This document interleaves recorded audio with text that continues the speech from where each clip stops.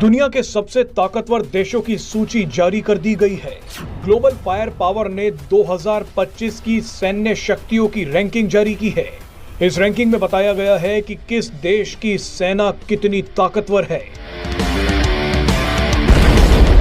आपको बता दें कि ग्लोबल फायर पावर की इस रैंकिंग में 145 देशों को शामिल किया गया है।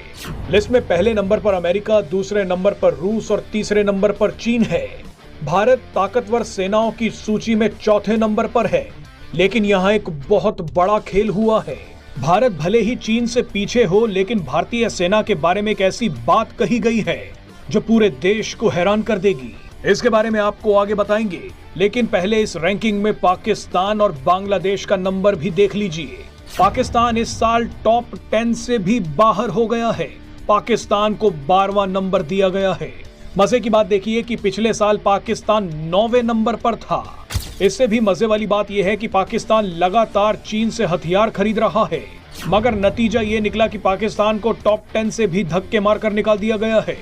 एक रिपोर्ट में दावा किया गया है कि पाकिस्तान ने चीन से जितने भी हथियार खरीदे हैं वो ज्यादातर कबाड़ हैं। भारत के खिलाफ सर उठाने वाला बांग्लादेश 35वें नंबर पर धक्के खा रहा है और ये भारत से लड़ने की बातें करते हैं। चलिए पाकिस्तान और बांग्लादेश को छोड़ते हैं, इनको तो तालिबान और अरकान आर्मी ही निपटा देंगी, मगर बात भारत और चीन की करते हैं। इस लिस्ट में भले ही भारत को चीन से पीछे दिखाया गया है, मगर एक दूसरी रिपोर्ट का कहना है कि भारतीय सेना चीन की तुलना में ज्यादा बैटल हार्डन्ड है।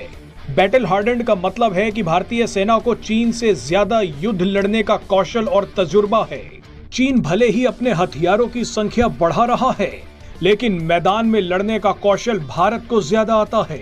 वैसे भारत भी हथियारों की रेस में पीछे नहीं है। भारत ने तो अब खुद ही अपने हथियार बनाने शुरू कर दिए हैं। रिपोर्ट में आगे कहा गया कि भारत पिछले 20-25 सालों में कई छोटी बड़ी जंग लड़ चुका है।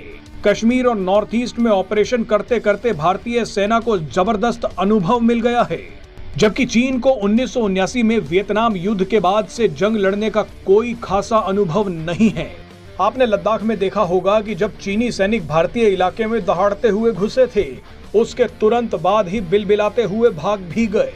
बहरहाल अब आपको भारत की एक ऐसी ताकत दिखाते हैं जिसने चीन के होश उड़ा दिए हैं। हाल ही में पीएम मोदी ने एक ही दिन में भारतीय नौसेना को एक सबमरीन, एक डिस्ट्रॉयर और एक फ्रिगेट सौंपा है। एक ही दिन में ऐसा तो अमेरिका, चीन और रूस ने भी नहीं किया। पीएम मोदी ने कहा कि अब हिंद महासागर में भारत की डोमिनेंस है। हिंद महासागर में किसी देश को